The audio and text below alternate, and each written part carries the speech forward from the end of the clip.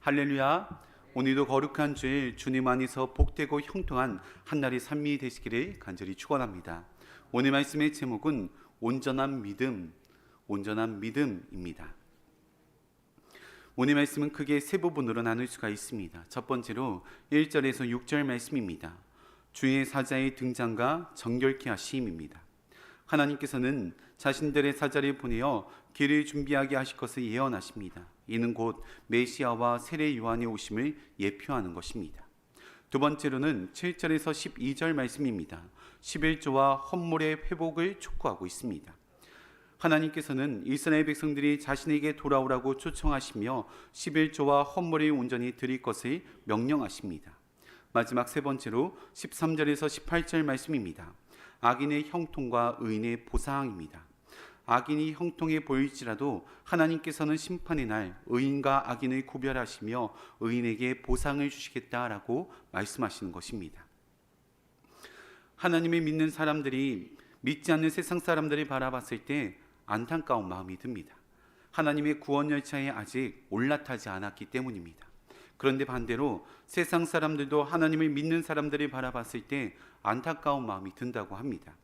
하나님을 섬기는데 왜 안 믿는 세상 사람들보다 더 힘든 것인지, 하나님을 잘 섬기는데 왜 그렇게 아픈 것인지, 가정의 문제, 재정의 문제, 건강의 문제 등 여러 가지 어려움들을 이야기하면서 하나님을 믿는 것에 아무 유익이 없다라고 말합니다. 오늘 본문의 말씀 14절입니다. 이는 너희가 말하기를 하나님을 섬기는 것이 헛되니 만군의 여호와 앞에서 그 명령을 지키며 슬프게 행하는 것이 무엇이 유익하리요. 그러나 우리에게는 세상 사람들이 모르는 가장 큰 유익이 있습니다. 영원히 죽을 수밖에 없는 죄인을 구원하여 주신 은혜인 줄 믿습니다. 이 은혜 하나만으로도 다른 어떤 모든 어려움들을 저희들은 감수해 나갈 수가 있습니다. 다이어트를 할 때 가장 무서운 적이 있다면 바로 아는 맛, 또 먹어본 음식일 것입니다. 모르는 맛은 생각조차 나지 않습니다. 그러나 먹어본 음식, 그 맛이 어떤지 알기 때문에 그 유혹을 끊기가 어렵다는 것입니다. 이처럼 우리는 예수 믿는 맛을 아는 자들입니다. 예수님을 만나 기쁨을 누리면서 다른 어떤 것과도 비교할 수 없다는 것을 이 마음 가운데 가지고 살아가는 하나님의 귀한 백성들입니다. 이 땅의 왕으로 오신 예수님, 우리 삶의 주인으로 오신 예수님을 모시고 살아간다는 것이 얼마나 든든한지 모릅니다. 세상 사람들은 힘들고 괴로울 때 공허한 마음을 달래기 위하여서 술로 달래보지만 하나님을 믿는 우리들에게는 이야기할 곳이 있고 달려갈 곳이 있고 풀 곳이 있는 것입니다. 그런데 문제는 하나님을 믿는다고 고백하면서도 예수 믿는 맛을 모르는 사람들이 있습니다. 입술로는 하나님을 사랑한다 말하지만 삶은 세상 사람들과 별반 차이가 나지가 않습니다. 또한 예수 믿는 맛을 알지만 그 맛을 본 지가 너무 오래되어서 잊어버리신 분도 있습니다. 이스라엘 백성들이 꼭 이와 같았습니다. 하나님의 백성이라 부름을 받았지만 예수 믿는 맛을 잃어버린 사람들처럼, 하나님을 전혀 믿지 않는 사람들처럼 살아갑니다.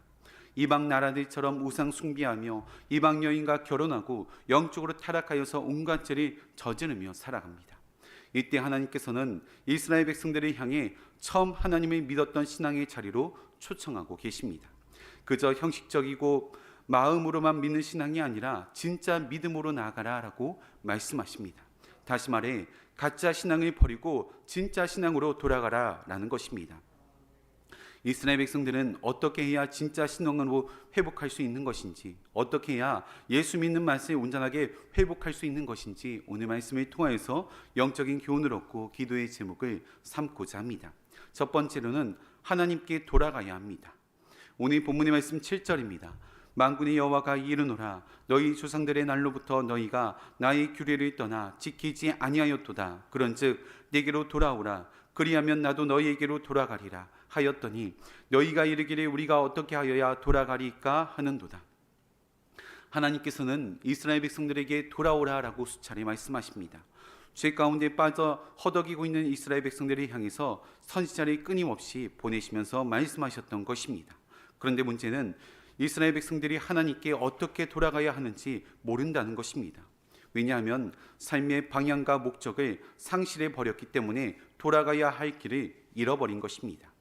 아무리 힘들고 어려운 상황이 눈앞에 놓여 있다고 할지라도 삶의 방향과 목적만 뚜렷하다면 모든 상황을 돌파해 나갈 수가 있습니다. 그러나 삶의 방향과 목적을 상실해 버리니 인생의 길에서 표류할 수밖에 없는 것입니다.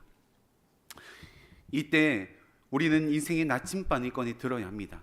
인생의 나침반은 바로 하나님의 법, 규례입니다. 이스라엘 백성들이 하나님과 멀어지게 된 근본적인 원인은 하나님의 백성이 하나님의 규례와 법들을 지키지 않았기 때문입니다. 사랑하는 성도님들, 우리 인생의 나침반은 바로 성경입니다. 어떤 길로 나아가야 할지, 어떤 방향으로 나아가야 할지, 하나님이 어떻게 사랑해야 할지, 하나님께서 어떤 것을 좋아하시고 싫어하시는지 자세하게 기록되어 있습니다. 바라기는 우리 인생의 나침반이 되는 성경을 앞장세워서 올바른 삶의 방향을 찾아 하나님께로 돌아가는 저와 여러분 되시기를 간절히 축원합니다. 두 번째로는 하나님께 마음의 중심을 드려야 합니다. 인생의 나침반을 통하여서 올바른 삶의 방향을 찾았다면 이제는 그 방향대로 나아가야 합니다. 지금까지 살아왔던 방식, 세상적인 생각과 사고, 표류하는 인생 등 잘못된 것을 하나님께 회개하고 뒤돌아섰다면 이제 하나님께 우리의 마음을 올려드려야 합니다. 이때 우리가 하나님께 가장 먼저 고백해야 할 것이 있습니다. 하나님은 내 인생의 주인이십니다. 그렇다면 내 삶의 모든 것이 주님께로 온 것임을 인정하는 것입니다. 내 시간, 내 물질, 내 가정, 모든 것이 하나님의 것입니다. 이런 믿음의 고백 중 하나가 바로 11조인 것입니다. 오늘 본문의 말씀 8절입니다. 사람이 어찌 하나님의 것을 도둑질하겠느냐? 그러나 너희는 나의 것을 도둑질하고도 말하기를 우리가 어떻게 주의 것을 도둑질하였나이까 하는도다. 이는 곧 11조와 봉헌물이라. 내가 가지고 있는 물질의 전부는 하나님의 것입니다. 이 사실을 인정하고 하나님께 돌려드리는 것이 11조인 것입니다. 8절 말씀에서도 11조는 하나님의 것이니 도둑질하지 말라라고 기록하고 있습니다. 이것이 바로 믿음 생활의 시작인 줄 믿습니다. 우리가 이 땅에 살아가는데 물질이 얼마나 중요합니까? 그런데 하나님께 그 물질을 구별하여 올려드린다는 것이 내 삶의 주인이 누구인지를 분명하게 말해주는 것입니다. 사실 물질이 어디에 쓰는지를 보면 그 사람의 주인이 누구인지를 알 수가 있습니다. 부자 청년은 영생을 얻기 위해서 예수님을 찾아갔습니다. 그러나 예수님께서는 재물을 팔아 가난한 자들에게 나누어 주고 나를 따르라 라고 말씀하십니다. 그러나 청년은 슬퍼하며 돌아갔습니다. 부자 청년의 주인은 예수님이 아니라 물질이었던 것입니다. 사랑하는 성도님들, 우리 삶의 주인은 하나님 한 분인 줄 믿습니다. 그 믿음의 고백의 시작이 11조인 것입니다. 바라기는 온전한 11조를 드려 하나님이 내 삶의 주인이심을 날마다 고백하는 믿음의 삶을 살아가시기를 간절히 축원합니다. 마지막 세 번째로는 삶이 변화되어야 합니다. 오늘 본문의 말씀 12절입니다. 너희 땅이 아름다워심으로 모든 이방인들이 너희를 복되다 하리라. 만군의 여호와의 말이니라. 속담 중에 빛 좋은 게살구라라는 말이 있습니다. 여기서 게살구는 게살구 나무에 열리는 열매를 말하는데 참으로 탐스럽게 생겼다고 합니다. 그런데 맛은 떫어서 그냥 먹을 수가 없고 잼이나 즙으로 만들어 먹어야 합니다. 그러니 겉으로는 좋아 보이는데 내실이 없다는 것입니다. 이처럼 하나님을 믿는 사람이라고 한다면 내실이 좋아야 합니다. 겉으로만 보여지는 성도가 아니라 진정으로 속이 주님으로 꽉 찬 성도가 되어야 한다는 것입니다. 새벽에 매일같이 우리는 소위연서, 나훔, 하박국, 학개, 스가랴, 말라기 등 이런 말씀들을 통해서 하나님의 심판과 구원, 경고와 축복에 대해 살펴보았는데 가장 핵심적인 주제가 바로 하나님께 돌아와 존재가 변화된 하나님의 사람으로 살아가라라는 것입니다. 바라기는 하나님의 사람으로 속이 꽉 찬, 다시 말해서 하나님으로 가득 찬 믿음의 삶을 살아가시기를 간절히 축원합니다. 기도하시겠습니다. 사랑이 많으신 하나님 아버지, 하나님께서는 우리에게 끊임없이 돌아오라 말씀하실 때 믿음으로 반응하게 하시며 인생의 나침반인 성경을 따라 살아가게 하여 주시옵소서. 또한 우리 인생의 주인이 하나님이심을 날마다 고백하게 하여 주시옵소서.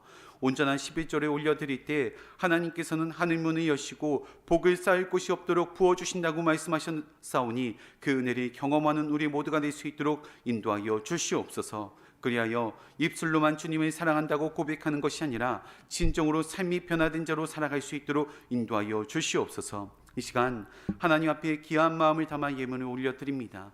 이 예물이 담긴 기도의 제목과 간절히 부르짖는 눈물의 기도 소리에 응답하여 주시며 하나님 나라를 위하여서 귀하게 쓰임받는 도구 되게 하여 주시옵소서. 우리를 사랑하시되 끝까지 사랑하시는 예수 그리스도의 이름으로 기도하옵나이다. 아멘. 이 시간